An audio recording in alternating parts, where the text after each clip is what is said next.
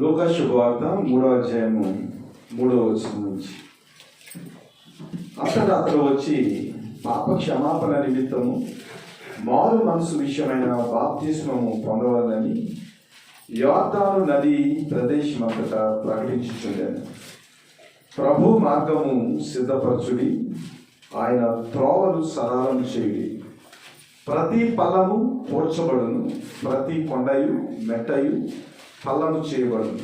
వంకర మార్గములు తిననివగును, కరుకు మార్గములు నున్నని వగును. సకల శరీరులు దేవుని రక్షణ చూతులు. స్తోత్రము మహాగణుడ, పరిశుద్ధుడ, మీ పాదాలకు లెక్కలేని స్తుతి స్తోత్ర. గడిచిన సమయం అంతా కాచి కాపాడి నీ కృపలో దేవ మేము దాయబడి ఈ పునరుద్ధాన దినాన్న నీ సన్నిధికి వచ్చి ప్రభా నేను ఆరాధించడానికి, నేను స్తుతించడానికి మీరు ఇచ్చిన కృపను బట్టి వందనాలు స్తోత్ర. మహోన్నతుడవు, శక్తివంతుడవు, సర్వ శరీరులకు ప్రభా రక్షణ దయచేసే మా నజరేయుడైన యేసుక్రీస్తు ఆత్మదేవ మా కొరకు శరీరధారిగా ఈ లోకంలో దేవ కన్యమరి గర్భాన్న జన్మించి మమ్మల్ని ఆదరించడానికి, ఓదార్చడానికి నీవు చూపించిన ప్రేమను బట్టి మీకు వందనాలు స్తోత్రాలు చెల్లించుకుంటూ చదవబడిన వాక్యాన్ని దేవ నీ పాదాల చెంతకు తెస్తూ వాక్యంలోని సత్యాన్ని గ్రహించి దానికి అనుగుణంగా మా జీవితాలను సరిచేసుకుంటానికి కృప చూపించి నడిపించమని అల్పుడైన నన్ను ప్రభా మీరు మరుగుపరిచి మీ స్వరంతో మాట్లాడి సహాయం దయచేయమని ఈ మనవులన్నీ మా ప్రభువైన యేసుక్రీస్తు నామమున అడిగి వేడుకొంచున్నాము పరమ తండ్రి. ఆమేన్. సర్వాధికారి అయిన యేసుక్రీస్తు నామానికి మహిమ కలుగును గాక. కూడి వచ్చిన మీ అందరికీ నా ప్రత్యేకమైన వందనాలు తెలియజేస్తున్నా. ఈ డిసెంబర్లో మనము 3వ క్రిస్మస్ సందేశాన్ని ఈరోజు ఆలోచన చేస్తున్నాం. ఈరోజు సందేశం యొక్క పాఠము పేరు ఏమిటంటే ఆత్మీయ అరణ్యంలో ప్రభువుకి మార్గము సిద్ధపరచు. ఆత్మీయ అరణ్యంలో ప్రభువుకి మార్గము సిద్ధపరచు. దేవుని బిడ్డలారా, క్రీస్తుని నిజముగా ఆరాధించే వ్యక్తులుగా మన జీవితంలో ప్రభు ఇచ్చిన ఆదరణ, ప్రభు ఇచ్చిన విమోచన, రక్షణలో ఆనందించే వారిగా ఆత్మీయ జీవితంలో క్రీస్తుకు వ్యతిరేకంగా ఉన్న ప్రతి లోపాన్ని కూడా మనము తీసివేసుకోవాలి. అనగా క్రీస్తు యొక్క జన్మను మన జీవితంలో ఆస్వాదించాలంటే క్రీస్తు యొక్క జన్మంలో ఉన్న ఆ ఆదరణ, విమోచన మన జీవితాల్లో మనం అనుభవించాలంటే పాప క్షమాపణ, మారు మనసు పొందిన విశ్వాసులుగా మారు మనసుకు తగిన ఫలాలు ఫలించే వారిగా ఉండాలి. దేవుని యొక్క ప్రేమ ఏదైతే ఉందో ఆ ప్రేమను మనం అనుభవించేదానికి, దేవుని యొక్క చిత్తానికి ఏదైతే మనకు అడ్డుగా ఉందో దాన్ని మనం తీసివేసుకుని నిజమైన క్రీస్తు యొక్క ఆనందాన్ని మనం అనుభవించేవారిగా ఉండాలి. క్రైస్తవం అని చెప్పుకుంటూ క్రిస్మస్ మనం చేస్తూ మారు మనసుకు తగిన ఫలాలు మనం ఫలించలేకపోతే యోహాను గారు, బాప్టిస్ట్ నుంచి యోహాను గారు ఏమంటున్నారంటే, ఆయన మీరు మారు మనసుకు తగిన ఫలాలు గనక మీరు ఫలించలేకపోయినట్లయితే మీరు సర్ప సంతానముగా మీరు గణించబడతారు. క్రీస్తుని అంగీకరించిన వ్యక్తులుగా మీ జీవితంలో మారు మనసుకు సంబంధించిన ఫలాలు గనక మీరు ఫలించకపోయినట్లయితే సాతాను యొక్క సంబంధులుగా, సర్ప సంతానముగా మీరు ఉంటారు. అంతేకాదు కానీ సర్పము లేదా సాతాను ఎలాగైతే తన చివరి కాలంలో అగ్నిగుండంలో తోసివేయబడి దేవుని యొక్క తీర్పును, దేవుని యొక్క ఉగ్రతను ఎలాగైతే అనుభవిస్తుందో, దేవుని కొరకు ఫలాలు ఫలించలేని వ్యక్తులు కూడా అలాగా దేవుని ఉగ్రతను అనుభవిస్తారని దేవుని యొక్క వాక్యం చెబుతుంది. ఇశ్రాయేలు యొక్క జీవితంలో వారు చెరలో నుంచి విడిపింపబడిన తర్వాత, వారి విమోచన వారి జీవితాల్లో జరిగిన తర్వాత వారికి దేవుని యొక్క సత్యం ఏమిటో, దేవుని యొక్క సమాధానం ఏమిటో, దేవుని యొక్క ఆదరణ ఏమిటో వారికి అర్థమైంది. యెషయా గ్రంథము 39 అధ్యాయాల వరకు కూడా వారి జీవితాన్ని కనుక మనం పరిశీలన చేసినట్లయితే అన్ని శ్రమలు, వేదన, ఇశ్రాయేలు యొక్క వైభవం అంతా కూడా శ్రమల్లా కనిపిస్తుంది. వారు దేవుని యొక్క బిడ్డలు. అయితే వారి జీవితాల్లో క్రీస్తు ఉద్భవించిన తర్వాత, లేదా తండ్రి అయిన యెహోవా ప్రేమ వారి జీవితంలో వారు పొందుకున్న తర్వాత వారి శ్రమలన్నిటినీ మర్చిపోయి వారు ఓదార్చబడిన, ఆదరణ పొందిన వ్యక్తుల్లాగా వారి జీవితము ఇక్కడ మనకు కనబడుతుంది. దేవుడు వారితో మాట్లాడుతున్నాడు. వారి శ్రమల్లో ఉన్నప్పుడు మాట్లాడుతూ ఉన్నాడు. నా జనులను ఓదార్చుడి, యెరూషలేముతో ప్రేమగా మాట్లాడుడి. ఆమె యుద్ధకాలము సమాప్తమయ్యను, ఆమె దోష రుణము తీర్చబడెను. మన జీవితాల్లో దేవుని యొక్క ఓదార్పు, దేవుని యొక్క కృప మన జీవితాల్లో మనం అనుభవించాలంటే మనకు పాపానికి సంబంధించిన ప్రక్షాళన జరగాలి. మన జీవితంలో పాపానికి సంబంధించిన ప్రక్షాళన జరిగినప్పుడు, క్రీస్తుకు వ్యతిరేకంగా ఉన్న జీవితాన్ని మనం సరిచేసుకున్నప్పుడు క్రీస్తు ఏం చేస్తాడంటే మనల్ని ఓదార్చి, మనతో ప్రేమగా మాట్లాడి మనకు కావలసిన ప్రతి ఈవిని ఆయన వసకే దేవుడిగా ఉన్నాడని ఇక్కడ యెషయా ప్రవక్త ద్వారా అక్కడ ఉన్న యెరూషలేము బిడ్డలకు లేదా యూదా జనాంగానికి దేవుని యొక్క ఆదరణ వాక్కులు వినిపిస్తా ఉన్నారు. ఇదిగో ఇప్పటి వరకు మీరు శ్రమ అనుభవించారు, ఇప్పటి వరకు మీ జీవితంలో అనేక రకాల విషయాలలో మీరు విసిగిపోయారు.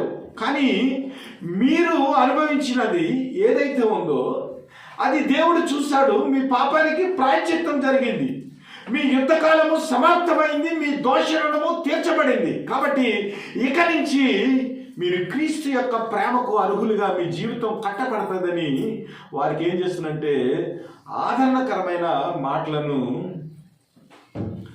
దేవుని యొక్క ప్రేమను బట్టి యెషయా ద్వారా వాక్కు వారి జీవితాల్లో వచ్చింది.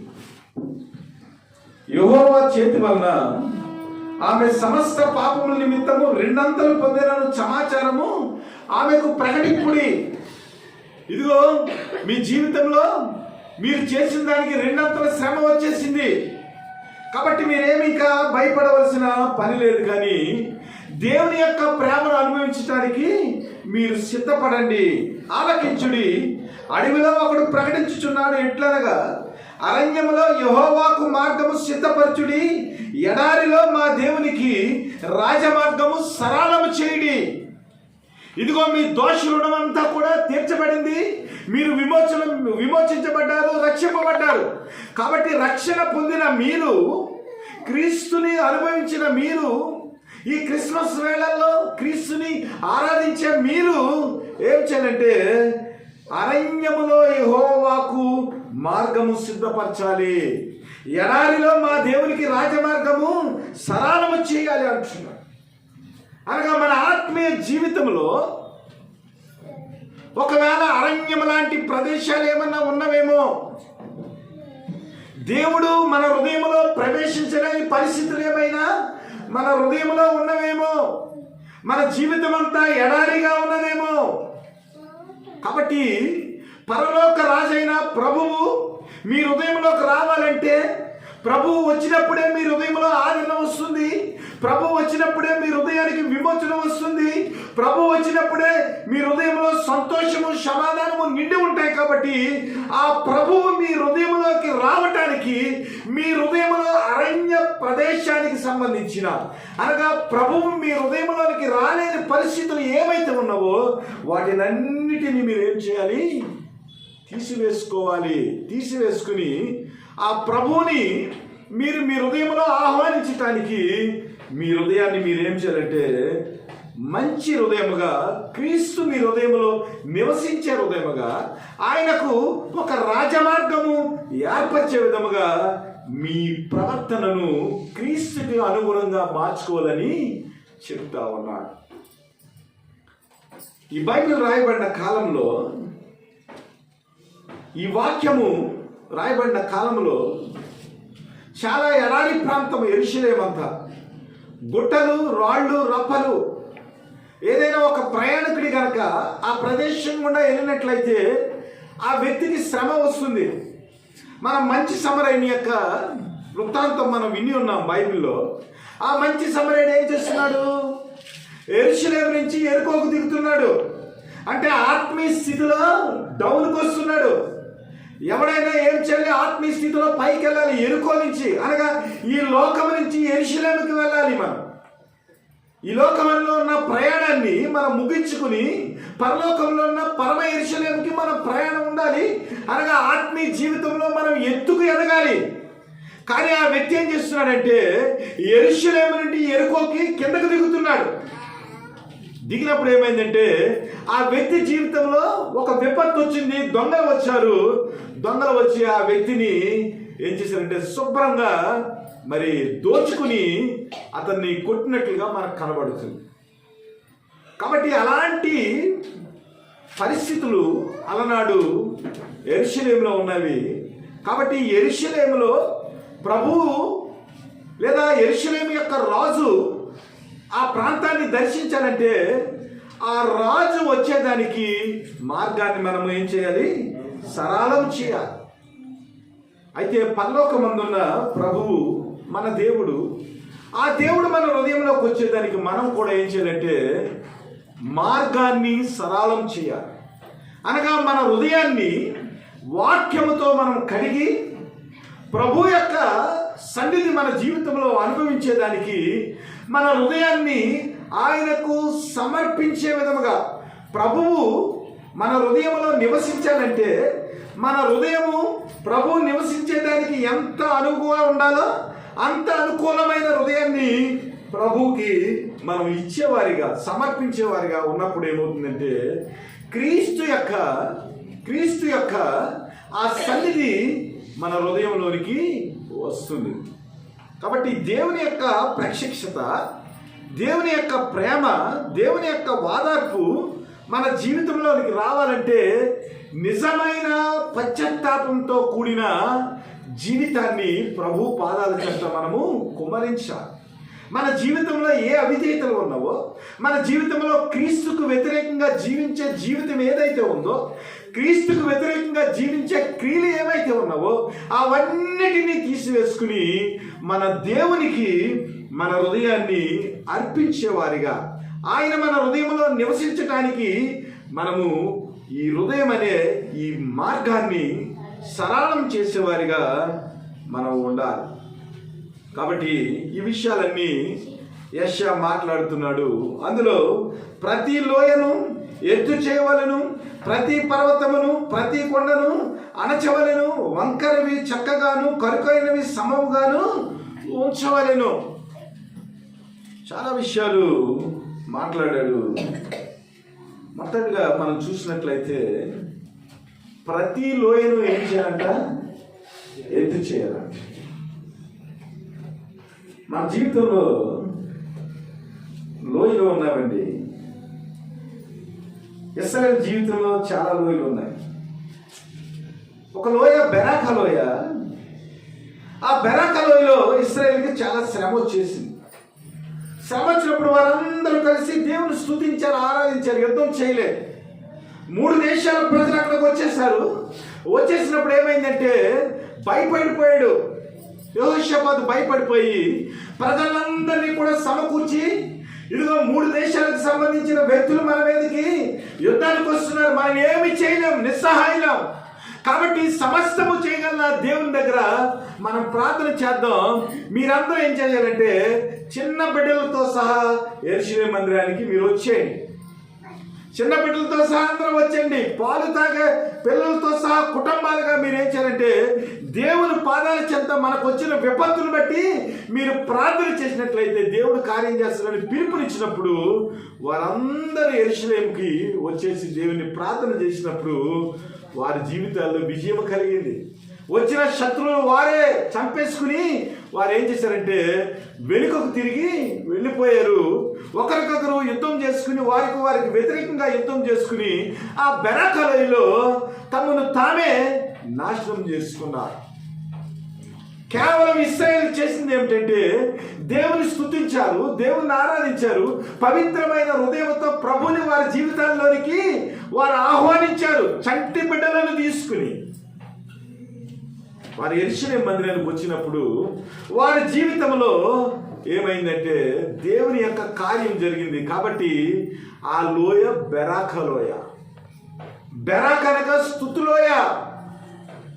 మన జీవితాల్లో దేవుణ్ణి మనం స్తుతించినప్పుడు, దేవుణ్ణి ఆరాధించినప్పుడు, ఆత్మీయ జీవితంలో ఎక్కడైతే పడిపోయామో, ఏ లోయలో అయితే మనం పడిపోయామో, ఏ విషయంలో అయితే పడిపోయామో ఆ విషయాన్ని మనం ఏం చేయాలంటే దేవుని యొక్క వాక్యము చేత, దేవునిలో ఉన్న విశ్వాసము చేత ఆ లోయను మనం పూడ్చినప్పుడు ఏమవుతుందంటే దేవుడు మన హృదయంలోనికి వచ్చి నివసించేదానికి దేవుని కృపను మనము అనుభవించగలుగుతాం.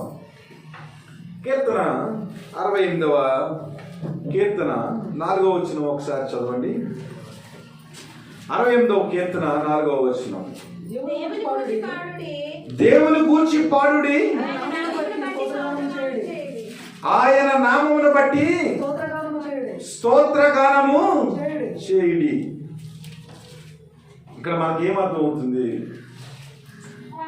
ఆత్మీయ జీవితంలో మనము లోతులో ఉన్నాం అనగా ప్రభుని స్తుతించలేని పరిస్థితుల్లో మనం ఉన్నాం. మన క్రియల ద్వారా, మన మాటల ద్వారా, మన సహవాసం ద్వారా క్రీస్తుని మనం స్తుతించలేని పరిస్థితుల్లో మనం ఉన్నాం. కాబట్టి ఆ పరిస్థితి నుంచి క్రీస్తుని స్తుతించేవారు అనగా క్రీస్తులో ఎక్కడైతే లోతు ఉందో, క్రీస్తుని కలుసుకోలేకపోవటానికి ఏ లోయలో అయితే మనం పడిపోయామో ఆ లోయను మనం పూడ్చాలి. అనగా దేవునికి స్తుతించాలి, దేవునిలో మనం కట్టబడాలి. ఉజ్జీవమైన విశ్వాసంతో దేవుని గురించి మనం పాటలు పాడినప్పుడు, ఆయన నామాన్ని బట్టి మనం స్తోత్రం ఎట్టినట్లు మనం చేసినట్లయితే కింద ఏముందంటే వాహనం ఎక్కి అరణ్యములో ప్రయాణం చేయు దేవుని కొరకు ఒక రాజమార్గము చేయుడి, యెహోవాను ఆయన నామమును బట్టి ఆయన సన్నిధిని ప్రహర్షించుడి. మనం స్తుతి చేసినప్పుడు, ఆయన నామాన్ని హెచ్చించినప్పుడు, ఆయన సన్నిధిని మనం ప్రహర్షించినప్పుడు ఏమవుతుందంట?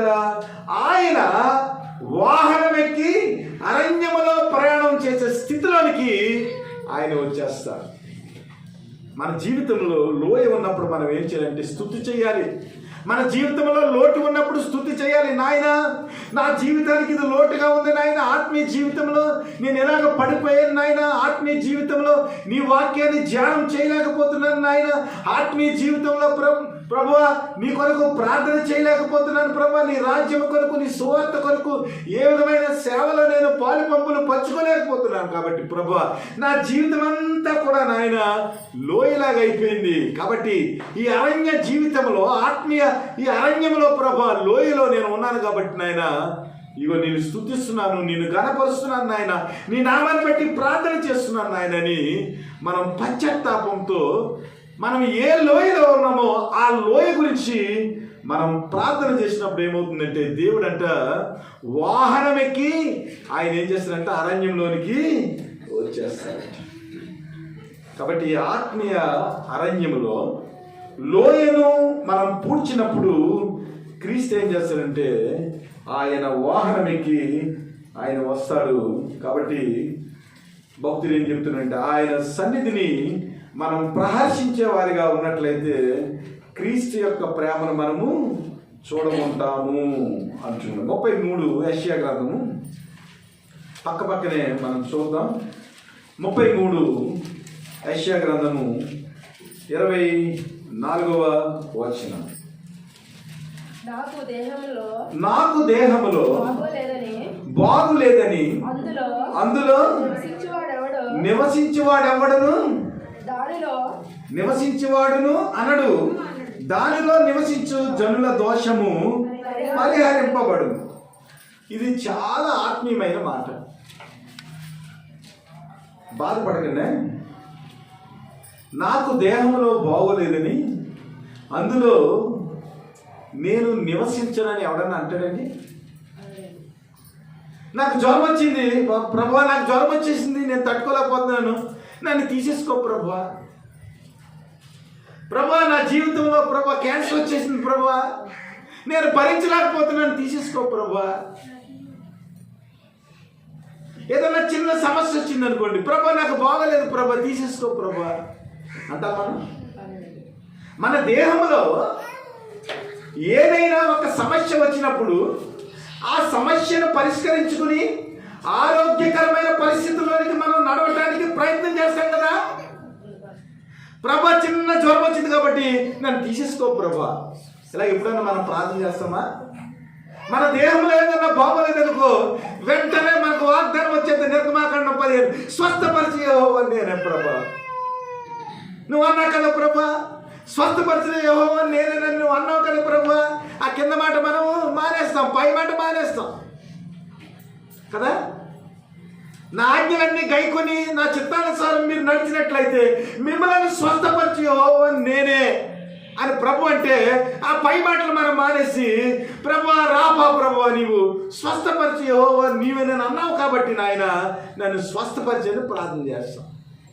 అంతేగాని నాకు దేహంలో బాగోలేదు కాబట్టి నాయన నన్ను తీసేసుకోని ఎవ్వరు కూడా మనము ప్రార్థన చెయ్యం. దానిలో నివసించు జనుల దోషము పరిహరింపబడు. అంటే దేవుని యొక్క వాగ్దానాన్ని మనం ఇందులో చూడగలుగుతున్నాం. మన ఆత్మీయ జీవితంలో లోటు వచ్చినప్పుడు, మన ఆత్మీయ జీవితంలో అనారోగ్యం వచ్చినప్పుడు ప్రభు ఒక ఆనందకరమైన మాట ఇస్తున్నాడు. అనారోగ్యకరమైన ఆ దేహంలో మనం నివసించడానికి ఎలాగైతే కోరుకుంటామో ప్రభు చేత సృజింపబడిన బిడ్డలుగా మన ఆత్మీయ జీవితంలో మనం అనారోగ్య పరిస్థితుల్లో ఉన్నప్పుడు ఏం చేస్తారంటే ప్రభువుకి మనం ప్రార్థన చేసినప్పుడు ఆయన ఏం చేస్తారు, మనలో ఉన్న ఆ లోటును తీసివేసి ఆ లోయను పూడ్చివేసి దానిలో నివసించు ధనుల దోషము పరిహరింపబడ్డారు.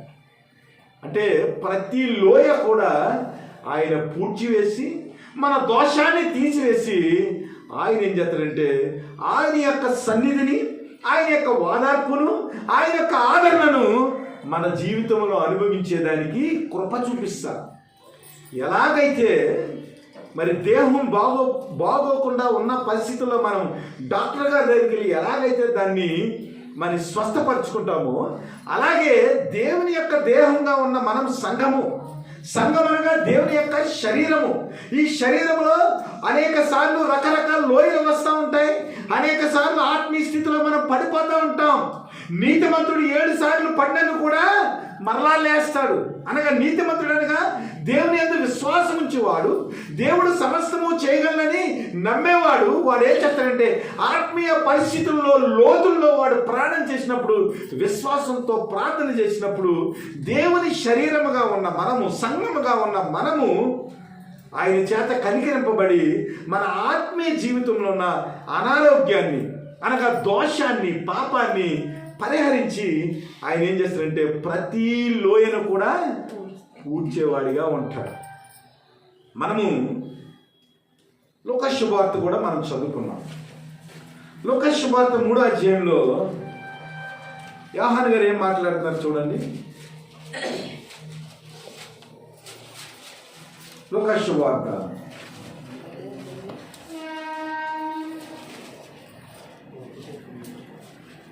ప్రభు మార్గము సిద్ధపరచుడి, ఆయన త్రోవలు సరళం చేయుడి, ప్రతి పల్లము పూడ్చబడును, ప్రతి కొండయు మెట్టయు పల్లము చేయబడును, వంకర మార్గములు తిన్నవగును, కరుగు మార్గములు నున్నవగును, సకల శరీరులు దేవుణ్ణి రక్షణ చూసేది. ఇక్కడ ఏమన్నాడు? ప్రతి లోయను ఎత్తు చేయవలెను. ప్రతి లోయ ఏం చేయాలంట? ఎత్తి చేయవలను. యోహాను దగ్గరికి వచ్చేటికి ఏమన్నాడు? ప్రతి పల్లము పూడ్చబడును. అక్కడ చేయవలనని ఆజ్ఞించాడు, ఇక్కడ చూస్తే పూడ్చబడిన అన్నాడు. దానికి దీనికి డిఫరెన్స్ ఏంటంటే, అక్కడ పూడ్చేదానికి మనం ప్రయత్నం చేయాలి ధర్మశాస్త్రం ప్రకారం. కానీ యేసుక్రీస్తు మన హృదయంలో ఆయన శరీరధారిగా వచ్చేసాడు కాబట్టి ఆయన ఏం చేశాడంటే, మనము ఏదైతే లోయను పూడ్చలేకపోయామో, మనం ఏదైతే పల్లాన్ని పూడ్చలేకపోయామో, ప్రభు అయిన యేసుక్రీస్తు క్రిస్మస్లో శరీరధారిగా వచ్చి ఆయన ఏం చేశాడట? ప్రతి పల్లము పూడ్చబడును, ప్రతి కొండయు మెట్టయు పల్లము చేయబడును, వంకర మార్గములు తిన్నవగును, కరుకు మార్గములు నున్నవగును, సర్వ శరీరులు దేవుని రక్షణ చూద్దారు. అంటే యేసుక్రీస్తు వచ్చేసాడు. యోహాను గారు ఈ వచనాలు ప్రవచించేటప్పటికి యేసుక్రీస్తు వారు వచ్చేసాడు. కాబట్టి యూదులకి మరలా ఒక సమాచారాన్ని ఇస్తున్నాడు. ఇదిగో యెషయా టైంలో యేసుక్రీస్తు కంటే 700 సంవత్సరాల ముందు మీ ఆదరణ కొరకు, శారీరకపరమైన ఆదరణ కొరకు ప్రవచించాడు. ఇప్పుడు నేనేం చేస్తున్నానంటే, మీ ఆత్మీయమైన అరణ్యంలో ఉన్న గరుకులు, పల్లాలు ఇవన్నీ పూడ్చబడాలంటే ప్రభు అయిన యేసుక్రీస్తు దగ్గరికి మీరు రావాలి. ప్రభు అయిన యేసుక్రీస్తుని మీరు నమ్మాలి. నమ్మనట్లయితే మీ జీవితంలో ఉన్న ప్రతి పల్లము, మీ జీవితంలో ఉన్న ప్రతి కొండ, మీ జీవితంలో ఉన్న ప్రతి మెట్ట, మీ జీవితంలో ఉన్న వంకర మార్గాలు, మీ జీవితంలో ఉన్న కరుకు మార్గాలు అన్నీ కూడా మరి తీసివేయబడతాయి. మీరందరూ యేసుక్రీస్తు యొక్క రక్షణను మీరు చూస్తారు, దేవుని యొక్క రక్షణను మీరు చూస్తారు అని యోహాను ఏం చేస్తున్నాడంటే, అక్కడ ఉన్న వ్యక్తులకు ఆయన మారు మనసు గురించి ప్రవచనం చేస్తున్నాడు. 2వ వచనంలో మనం చూసినట్లయితే, అన్నయ్య కయపయు ప్రధాన యాజకులను ఉన్న కాలమున అరణ్యములో ఉన్న జకర్యా కుమారుడైన యోహాను వద్దకు దేవుని వాక్యము వచ్చింది. ఆ టైంలో యెరూషలేము దేవాలయానికి అన్నయ్య కయపయు ప్రధాన యాజకులుగా ఉన్నారు. చర్చిలో దేవుని యొక్క వాక్యాన్ని బోధించేది ఎవరు? పాస్టర్ గారా, విశ్వాసులా? పాస్టర్ గారు కదా. కానీ ఇక్కడ పాస్టర్ గారు ఎవరు? అన్న కయ్యప్ప అని. అన్న కయ్యప్ప ప్రధాన యాజకులుగా ఉన్నారు. కానీ వారి జీవితంలో మారు మనసు లేదు, మారు మనసుకు తగిన ఫలాలు లేవు, దేవుని యందు భయభక్తులు లేవు. వారు పైకైతే యాజకులుగా ఉన్నారు, కానీ దేవుని యొక్క వాక్యము వాళ్ళలో లేదు. కాబట్టి ప్రధాన యాజకుల దగ్గరికి రాకుండా, కయ్యప్ప అన్నాల దగ్గరికి రాకుండా, ఆ కాలంలో వారు ప్రధాన యాజకులుగా ఉన్న కాలంలో ఏమైందంటే, అరణ్యములోనున్న జకర్యా కుమారుడైన యోహాను యొద్దకు వాక్యం వచ్చి. ప్రియదేవుని బిడ్డలారా, క్రైస్తవులుగా మనం పిలువబడితే దేవుని యొక్క వాక్కు మన జీవితాల్లో ఫలించదు. క్రైస్తవులుగా మనం కానుకలిస్తే దేవుని యొక్క వాక్కు మన జీవితంలో ఫలించదు. బాప్తిస్మిచ్చి యోహాను లాగా, ఆయన నీతిమంతుడై ఉండి మారు మనసు కొరకు, పాప క్షమాపణ కొరకు, మారు మనసు యొక్క ఫలాల కొరకు బోధిస్తా ఉన్నాడు. అందువల్ల ఏమైందంటే యోహాను దగ్గరికి వాక్యం వచ్చింది. యోహాను దేవుని విషయంలో ఎంత గొప్పగా ఉన్నాడంటే, అక్కడ మనం మార్కు శుభవార్త 6వ అధ్యాయంలో చూసినట్లయితే ఫిలిప్పు యొక్క భార్యను తన అన్న అయిన హేరోదు ఉంచుకుంటాడు. నీవు రాజు అయినావు, నీ తమ్ముని యొక్క భార్యను నీవు అనుభవిస్తున్నావు, ఇది తప్పు. కాబట్టి నీ జీవితంలో ఏదైతే నువ్వు వ్యభిచారం చేస్తున్నావో, ఏదైతే నువ్వు జారత్వం చేస్తున్నావో దాన్ని తీసేసుకో అన్నాడు. యోహాన్ని ఏమి చేయలేకపోయాడు. ఎందుకంటే యోహాను యొక్క పరిస్థితిని చూసినప్పుడు దేవుని దృష్టికి యథార్థవంతుడుగాను, అక్కడున్న ప్రజలకు నీతివంతుడిగా కనబడతా ఉన్నాడు యోహాను. ఏమి చేయలేక అలా ఊరుకుని యోహాను చెప్పిన నీతి బోధన బట్టి, యోహానుకున్న యథార్థమైన హృదయాన్ని బట్టి ఏ రోజు ఏం చేస్తున్నాడంటే నవ్వుకుంటా ఉన్నాడు. యోహాను యొక్క మాటలను బట్టి నవ్వుకుంటా ఉన్నాడు. కానీ తన జీవితంలో మార్పు రాలేదు. ఒక రోజున ఏ రోజు పుట్టినరోజు వచ్చింది. పుట్టినరోజు వచ్చిన తర్వాత మరి ఏ రోజు ఆ కుమార్తె అక్కడున్న ఆ వ్యక్తుల దగ్గర దేవుని యొక్క హేరోదు యొక్క సంస్థానంలో ఒక డాన్స్ చేసింది, నృత్యం చేసింది. నృత్యం చేసిన తర్వాత హేరోదు పులకించిపోయాడు. నువ్వు చేసిన డాన్స్ని బట్టి నీకేం కావాలి? నా రాజ్యంలో సగమైన నీకు ఇచ్చేస్తాను, ఏం కావాలో కోరుకున్నప్పుడు హేరోదు యొక్క కుమార్తె ఏం చేసిందంటే తన తల్లి దగ్గరికి వెళ్ళింది.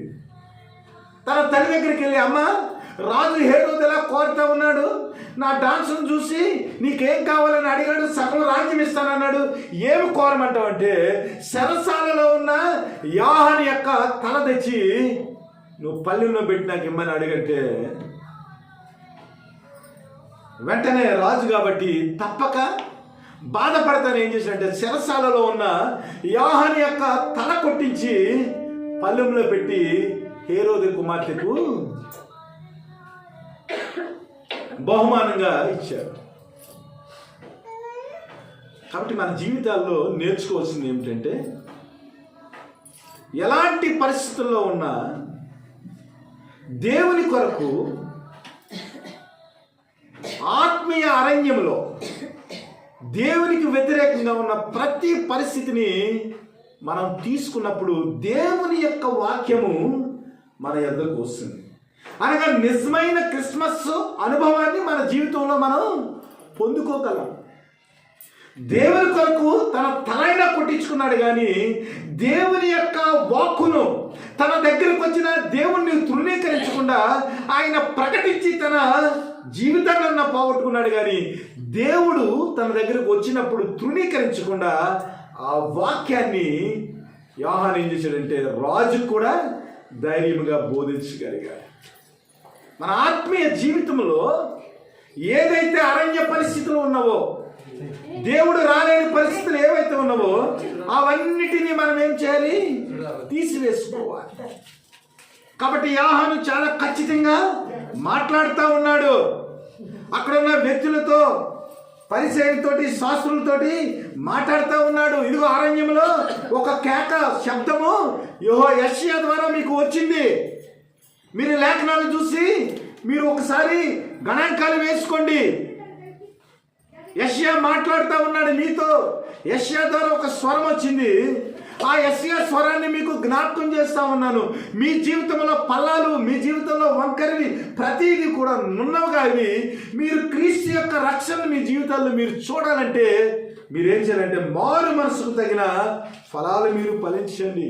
మీరు ఏ స్థితిలో అయితే ఉన్నారో ఆ స్థితిలోనే దేవుని కొరకు మీరు ఫలించేవారిగా ఉండండి.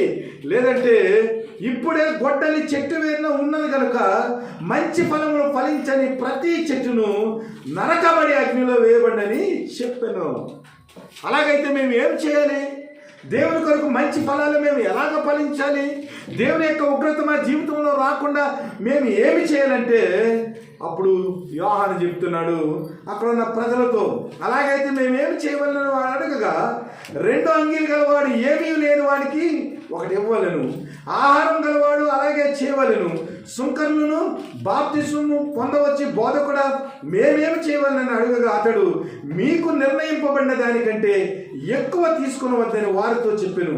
సైనికులు మేమేం చేయవలనని అతను అడిగిరి. అందుకు అతడు ఎవరిని బాధ పెట్టకయు ఎవరి మీదనియు అపనింద వేయకయు మీ జీతములతో తృప్తి పొందుడని వారితో చెప్పారు. అన్ని విభాగాల వ్యక్తులు ఉన్నారు. లోకంలో రకరకాల పనులు చేసే వ్యక్తులు ఉంటారు కదా. వారి వృత్తుల్లో వారు చేసే పనుల్లో ఫలించేవారిగా ఉండాలి. ఒకవేళ నువ్వు ఒక టీచర్ అనుకో, దేవుడు నీకు టీచర్ ఉద్యోగం ఇచ్చాడు అనుకో, నీవు స్కూల్కి వెళ్ళిన 8 గంటలు దేవుని మహిమ కొరకు నువ్వు పని చేయాలి. నీవు తీసుకున్న జీతానికి బిడ్డలకు పాఠాలు చెప్పాలి. ఒకవేళ నీవు సైనికుడిగా ఉన్నావు అనుకో, దేశ రక్షణ కొరకు నీవేం చేయాలంటే నీ శరీరాన్ని త్యాగముగా దేశం కొరకు అర్పించాలి.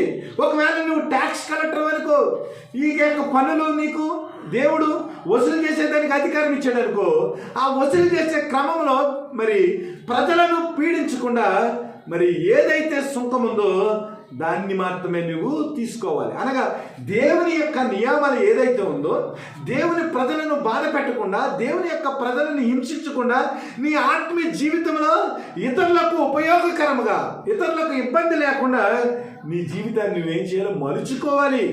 ఒకవేళ ఎవరైనా పేదలు ఉండొచ్చు, వారికి ఒక అంగీ లేకపోవచ్చు, వారికి నువ్వేం చేయాలి, ఒక అంగీని నీవు వారికి ఇవ్వాలి. ఆహారం లేని వారికి ఆహారం పెట్టాలి. ఇవి క్రీస్తు యొక్క నియమాలి. మారు మనసుకు తగిన ఫలాలు మన జీవితంలో దేవుని యొక్క ప్రేమను అర్థం చేసుకున్న వారిగా, ఆయన యొక్క ఆదరణ పొందిన వారిగా, విమోచింపబడిన వారిగా, ఆయన రక్తంలో కడగబడిన వారిగా, ఆయన యొక్క మరి స్వరూపాన్ని లోకములో మనం చూపించి మారు మనసుకు తగిన అనగా రక్షింపబడిన వ్యక్తులుగా క్రీస్తు యొక్క ఆత్మ ఫలాలను మనం ఫలించేవారిగా మన జీవితాల్లో ఇతరులకు మాదిరికరమైన జీవితాలు మనం చూపించగలగాలి. కాబట్టి యోహాను గారు ఏం చేస్తున్నారంటే, అరణ్యములో ఉన్న అనగా ఆత్మీయ జీవితంలో ఏవైతే పరిస్థితులు ఉన్నావో, దేవునికి వ్యతిరేకమైన పరిస్థితులు, ప్రతి దాన్ని కూడా తీసివేసుకుని క్రీస్తు యొక్క రక్షణలోనికి మీరు నడవండి అంటున్నారు. చాలా పెద్ద పాఠం. చాలామంది జీవితాలను మనము ఆలోచన చేసినప్పుడు వారి యొక్క ఆలోచనలు, వారి యొక్క క్రియలు చాలా వంకరగా ఉంటాయి. పైకి దేవుణ్ణి నమ్ముకున్నట్టు ఉంటాం, కానీ చాలా వంకర పనులు చేసేవారు ఉన్నారు. ఈవెన్ దైవ సేవకుల్లో కూడా వంకర వ్యక్తులు ఉన్నట్టు మనకు తెలుసు. కాబట్టి వంకర పద్ధతులు, వంకర విషయాలు ఏమైనా మన జీవితంలో ఉంటే ఈ క్రిస్మస్ వేళల్లో వాటిని కూడా మనం సరి చేసుకునే వారిగా ఉండాలి. లోతులను పూడ్చివేసుకునే వారిగా ఉండాలి. వంకర క్రియలు ఏమైతే ఉన్నావో వాటిని మనము తీసుకునే వారిగా కూడా ఉండాలి. సామెతలు 2వ అధ్యాయం 14-15 వచనాలు చూడండి. కీడు చేయ సంతోషించుదురు, అతి మూర్ఖుల ప్రవర్తన యందు ఉల్లసించుదురు. వాడు నడుచుకుని త్రావలు వంకరివి, వారు కుటిల వర్తనులు, మరియు అది జానస్త్రీ నుంచి ముదువుగా మాట్లాడు పరస్త్రీ నుండి నిన్ను రక్షించును కదా. దేవుని బిడ్డలారా, కీడు చేయటంలో సంతోషించేవారు ఇది ఎవరన్నమాట? వంకర. కీడు చేయటంలో సంతోషించేవారు, అతి మూర్ఖుల ప్రవర్తన యందు ఉల్లసించువారు. మూర్ఖుడికి కూడా సపోర్టర్స్ ఉంటారు, తెలుసా మీకు? మూర్ఖుడు కూడా సపోర్టర్స్ ఉంటారు. మూర్ఖుడు కూడా సపోర్టర్స్ ఉండబట్టే మూర్ఖులు రాజ్యం వెళ్తా ఉన్నారు. మన అబ్బాయి ఏదైనా తప్పు చేసాడు అనుకోండి, ఆడు ఎందుకు తప్పు చేసాడని మనం అడగకుండా మా అబ్బాయి ఏమి తప్పు చేయడని మనం ఏం చేస్తాం? సపోర్ట్ చేస్తాం. ఇలాంటివి కూడా మనం చాలా సెన్సిటివ్గా ఆలోచించాలి. వీటి కొరకు మనం ఎక్కువ మాట్లాడితే బాగోదు కూడా. క్రైస్తవులమైన మనము అతి మూర్ఖుల ప్రవర్తన యందు సంతోషించే వారిగా మనము ఉండకూడదు. వాడు నడుచుకున్న త్రోవలన్నీ కూడా వంకరవి. వీరు ఎలాంటి వాళ్ళంటే కుటిల వర్తనులు. ఈ కుటిల వర్తనులు, వంకర త్రోవల్లో నడుచుకునే వాళ్ళ యొక్క పరిస్థితి ఎలా ఉంటుందంటే, మరి జార స్త్రీ నుంచి వచ్చే మృదువైన మాటలు ఎలా ఉంటావో అలా ఉంటాయి. కాబట్టి దేవుని బిడ్డలారా, మన జీవితాల్లో వంకర స్థితి ఏదైతే ఉందో, దేవుని దృష్టిలో కీడు చేసే స్థితి వంకర స్థితి, దేవుని దృష్టిలో మూర్ఖ ప్రవర్తన వంకర స్థితి. కుటిల వర్తనులు, లేనిది ఉన్నట్టుగాను ఉన్నది లేనట్టుగాను కుయుక్తి మాటలు. మంచి వనంలో నివసిస్తున్నారండి భార్యాభర్తలు, అక్కడికి వచ్చి చిచ్చు పెట్టింది అనమాట. కుయుక్తి చేత అవ్వను మోసం వచ్చేసి. కాబట్టి ఈ విషయాలన్నీ కూడా మనం ఏం చేసుకోవాలంటే సరి చేసుకోవాలి. సరి చేసుకున్నప్పుడు మన జీవితంలో దేవుని యొక్క ప్రేమను మనం ఏం చేయాలి? అనుభవించేదానికి ఈ వంకర పద్ధతులన్నీ కూడా మనం పక్కన పెట్టాలి. ఇంకా కొన్ని విషయాలు ఉన్నాయి. ఎత్తైన పర్వతాలు ఏం చేయాలంట? అణచబడాలట. ఎత్తైన పర్వతాలు ఏం చేయాలట? అణచబడాలి. ఆత్మీయ అరణ్యంలో ఉన్న విషయాలన్నీ కూడా ఏంటంటే ఇక్కడ యెషయా చెప్తున్నా. మన జీవితంలో ఎత్తైన కొండలు ఉన్నవా? ఆలోచన చేయాలి. ఎత్తైన కొండలు ఏమిటంటే గర్వం. ఎత్తైన కొండలు ఏమిటంటే అతిశయము. ఇలాంటి అతిశయాలు ఉన్నవా మన జీవితంలో? మనకేమీ ఉండదండి, కానీ గొప్పలు చెప్తున్నాం కదా. అన్నీ ఉన్నవాడేమో అణిగబడి ఉంటాడు. నాకు సన్మానం చేతురా బాబు అంటున్నాడు ఆయన. ఒరే, నేను మీలాంటి వాడినారా? మీతో పాటు నేను కూడా కళ్ళు తాగాను రా బాబు, మీతో పాటు నేను తూలేను, నాకెందుకురా సన్మానం, నాకు ఏమవుతుంది అంటున్నాడు ఆయన. మనకేమీ లేకపోయినా నాకు సన్మానం కావాలంటున్నాం మనం కదా. మన జీవితంలో దేన్ని బట్టి అతిశయం వస్తుంది ఆలోచన చేసుకోండి. ఒకవేళ ఉద్యోగం ఉందనుకో, ఉద్యోగాన్ని బట్టి అతిశయం వస్తుందా? మనకున్న ఇల్లుని బట్టి అతిశయం వస్తుందా? మనకున్న చదువుని బట్టి గర్వం వస్తుందా? ఏ విషయాల్లో మనం అతిశయపడుతున్నాం, ఏ విషయాల్లో మనం గర్వపడుతున్నాం?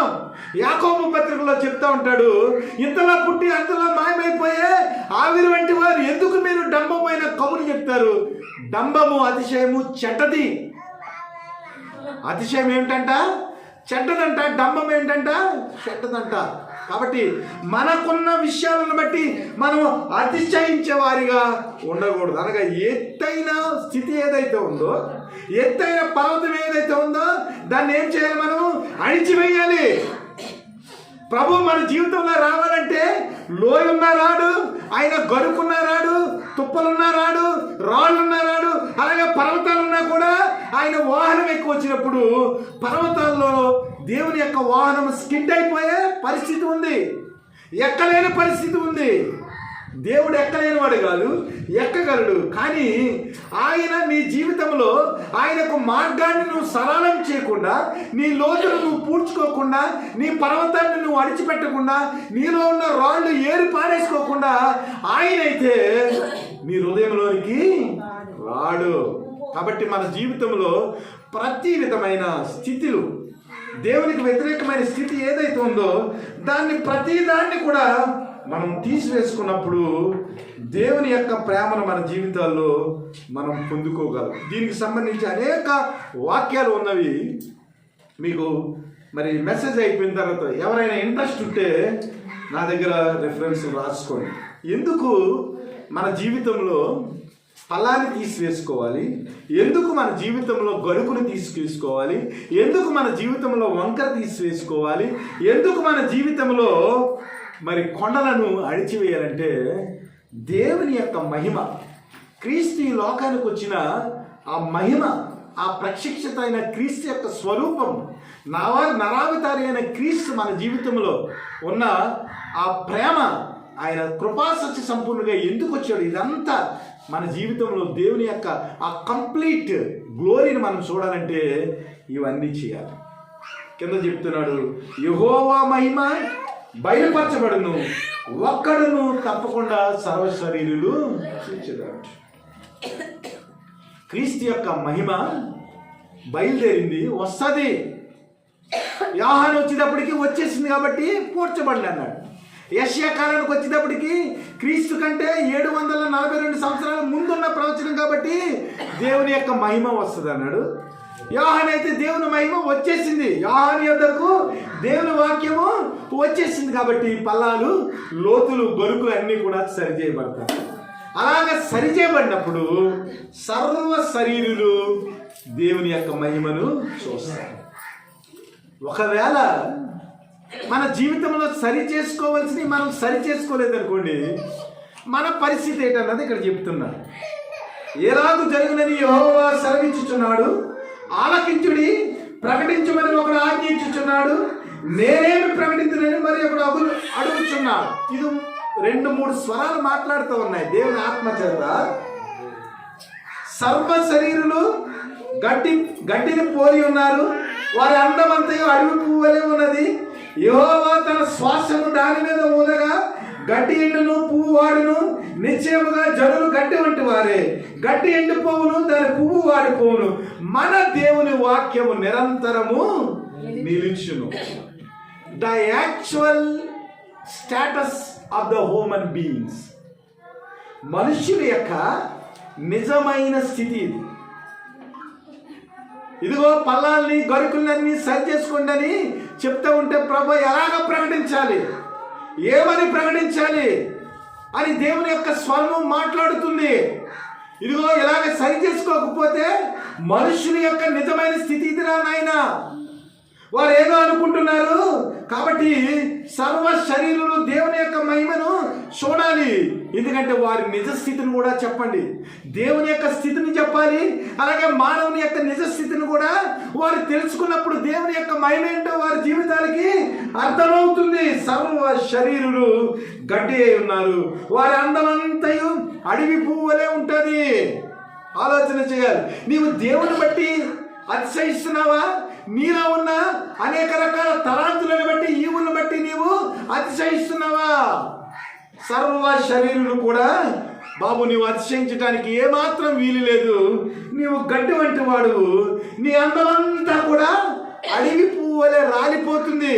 కాబట్టి రాలిపోయే అందం కొరకు ఏమి ఈ లోకంలో స్థిరమైంది కాదని తెలుసుకుని ఎందుకు నువ్వు అతిశయపడతావు? యెహోవా తన శ్వాసము దాని మీద ఊదగా గడ్డి ఎండును, పువ్వు వాడును. నిశ్చయముగా జనులు గడ్డి వంటి వారే, గడ్డి ఎండిపోవును, దాని పువ్వు వాడిపోవును.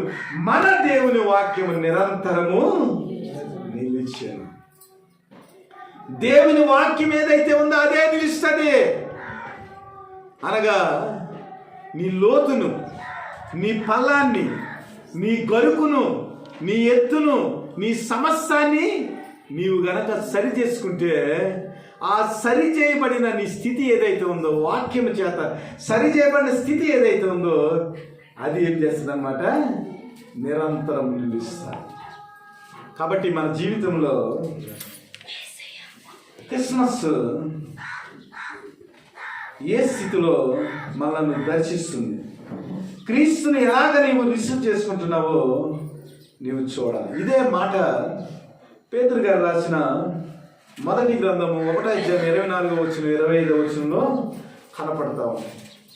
అలాగే యోబు చెప్తా ఉంటాడు 14వ అధ్యాయంలో, స్త్రీ కనిన నరుడు వాడు ఎంతటి వాడు, ఇంతలో పుట్టి అంతలో మాయమైపోయేవాడు.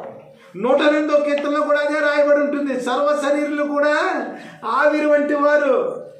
మరి నేల మీద నీళ్లు ఒలికితే మరలా ఎలాగ ఎత్తలేమో అలాంటి పరిస్థితి.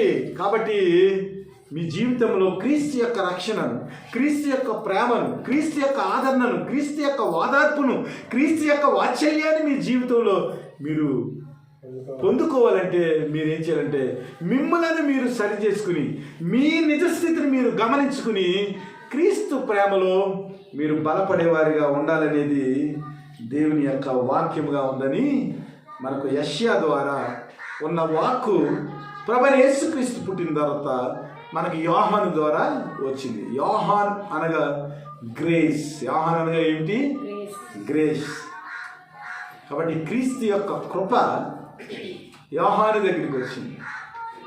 యోహాను మనతో మాట్లాడుతున్నాడు. అనగా యోహాను ద్వారా క్రీస్తు యొక్క కృప మన జీవితాన్ని దర్శించింది. అదే కృపా సత్య సంపూర్ణుడే వాక్యముగా శరీరధారిగా మన మధ్య నివసించిన యేసుక్రీస్తు. కాబట్టి ప్రియ దేవుని బిడ్డలారా, మారు మనసుకు తగిన ఫలాలు ఫలించేవారి పశ్చాత్తాపంతో మన జీవితాల్లో ఏదైతే పరిస్థితి ఉందో దాన్ని సరి చేసుకునేవారిగా ఉండాలి. మరలా చెప్తున్నాను, ఈ లోకములో మన జీవితము అశాశ్వతము, కానీ క్రీస్తు చేత కట్టబడిన మన జీవితాలు పరలోకంలో శాశ్వతం. అసలు బైబిలు మన నిజస్థితి గురించి ఎంత చక్కగా మాట్లాడుతుందో, కానీ వాక్యాన్ని చదివి కూడా గ్రహించలేక ఎందుకు అతిశయపడతామో నాకైతే అర్థం కాదు. ఈ అధ్యాయంలోనే రాయబడి ఉందండి, జనములు చేద నుండి జారు బిందువులు వంటివి, జనులు త్రాసు మీద ధూళి వంటివా. మొగులు సూర్యుడు ఆ నూతులో నీళ్ళు మేము మోచేటప్పుడు చేద కొరకు వెయిట్ చేస్తూ ఉండేవాళ్ళు. ఏ చేద లేదనుకో, పాడైపోయింది చేద అక్కడ ఒకటి ఉండేది. ఆ చేత ఇలాగ ఒక్కసారి ఇలా పైకి లేపేటప్పటికి సగం నీళ్ళు మరలా ఏమయ్యి నూతులో పడిపోయి, ఎందుకంటే చేదకి చిల్లు ఉండేది. అలాగే 100 సార్లు తోడితేనే కానీ బిందెలు నిండిగా. మన జీవితం కూడా అలాంటిదండి. చేతతో మనం నీళ్ళు తోడుతూ ఉన్నామండి. చేద నిండిపోయిన తర్వాత పైకి లేపేటప్పుడు మరలా నీళ్ళు ఎక్కడికి వెళ్ళిపోతాయి? నూతిలోకి వెళ్ళిపోతాయి. మనమైతే గోతులోకి వెళ్ళిపోతాం. మన జీవితం అయిపోయిన తర్వాత చేదలో నీళ్లు నూతిలోకి వెళ్ళిపోతాయి. మన జీవితం అయిపోయిన తర్వాత మనం ఏం చేస్తామంటే గోతులోనికి వెళ్ళిపోతాం. ఇది మన నిజమైన స్థితి. జనులట త్రాసు మీద ధూళి వంటి వారంట. త్రాసు మీద ధూళి ఉందనుకోండి, చూసేవాడు ఏం చేస్తాడు? ఎప్పటికప్పుడు శుభ్రం చేసేస్తాడు. ఉఫ్ఫని ఊస్తే ధూళి ఏమైపోతుంది? ఎగిరిపోతుంది. మన జీవితం కూడా అంతే. అదే చెప్తున్నాడు యాకోబు, ఆవిరి వంటి. మన నిజస్థితి ఇది. అయితే ప్రభువైన యేసుక్రీస్తునందు మనము నిత్య జీవం గలవారు. మన పాపమును బట్టి, శారీరకపరమైన స్థితిని బట్టి మనం అశాశ్వతమైన జీవితం, గడ్డి వంటి జీవితం. అదే మాట మోషే 9వ కీర్తనలో కూడా మాట్లాడుతూ ఉంటాడు కదా. అయితే ప్రభు అయిన యేసుక్రీస్తునందు నిత్య జీవము, ఆ కృపావరమునందు మనము పరలోకములో నిత్యము జీవించేదానికి ఆయన నరావతారిగా ఈ క్రిస్మస్లో మనల్ని దర్శించారు. కాబట్టి ప్రియ దేవుని బిడ్డలారా, ఆత్మీయ అరణ్యములో ప్రభువు వాహనం ఎక్కి మన జీవితాన్ని దర్శించేదానికి, ఆయన కృపను మనము అనుభవించేదానికి ఏం చేయాలంటే మన ఆత్మీయ అరణ్యములో క్రీస్తు రాకడకు అనుకూలం లేని ప్రతి పరిస్థితిని మనము తీసివేసుకోవాలి. 10వ వచనంలో, ఇదిగో తన బాహువే మన పక్షముగా ఏలుచుండగా ప్రభువు యెహోవా తానే శక్తి సంపన్నుడై వచ్చును. ఆయన ఇచ్చు బహుమానము ఆయన యొద్ద ఉన్నది. ఆయన చేయి ప్రతీకారం ఆయనకు ముందుగా నడుచుచున్నది. గొర్రెల కాపరి వలె ఆయన తన మందను మేపు. ఇది పరలోకములో మన స్థితి. మనం పరలోకంలోనికి వెళ్ళిన తర్వాత ప్రభు యొక్క మొదటి ఆగమనంలో మనం క్రీస్తుని స్వీకరించిన తర్వాత మన వంకర మార్గాలను తీసివేసుకున్న తర్వాత ఏం చేస్తారంటే ఆయన ఒక బహుమానాన్ని ఇస్తాడు. ప్రతి వానికి వాని క్రియల చొప్పున సిద్ధపరచబడిన జీతం నా దగ్గర ఉంది అంటున్నాడు. కాబట్టి రెండో రకంలో ఆయన వచ్చినప్పుడు ఏం చేస్తారంటే ఆయన బహుమానంతో వస్తాడు. కొంతమందికి ఏం చేస్తారంటే తృణీకరించిన వారికి ఆయన తీర్పు తీరుస్తాడు. రెండు వచనాలు ఒకేసారి ఉన్నాయి కదా. ఆయన ఇచ్చు బహుమానం ఆయన యొద్ద ఉన్నది, ఆయన చేయు ప్రతీకారము ఆయనకు ముందుగా నడుచుచున్నది. అంటే ముందుగా తీర్పు తీర్చి వాళ్ళని అగ్నిగుండంలో పడేస్తాడు. ఆ తర్వాత బహుమతి ప్రధానోత్సవము మనకు ఉంటుంది. గొర్రెల కాపరి ఆయన ఏం చేస్తాడంటే పరలోకంలో తన మందను మేపుతాడు. ఆ మంద ఎవరంటే ఆత్మీయ అరణ్యములో ప్రభువుకి మార్గాన్ని ఎవరైతే సిద్ధపరుస్తారో వారు ఆయన యొక్క మంద. ఆ మందను ఆయన నిత్యము పరలోకములో ఏలతాడు. కాబట్టి అట్టి కృప దేవుడు మనందరకు దయచేయాలని మనస్ఫూర్తిగా మిమ్మల్ని ఆశీర్వదిస్తూ ఆయన కృపలో దేవుడు మిమ్మల్ని బలపరచాలని దీవిస్తున్నాను. దేవుడి మాటలను మన వినికిడిలో దీవించి ఆశీర్వదించుగాక. ఆమేన్.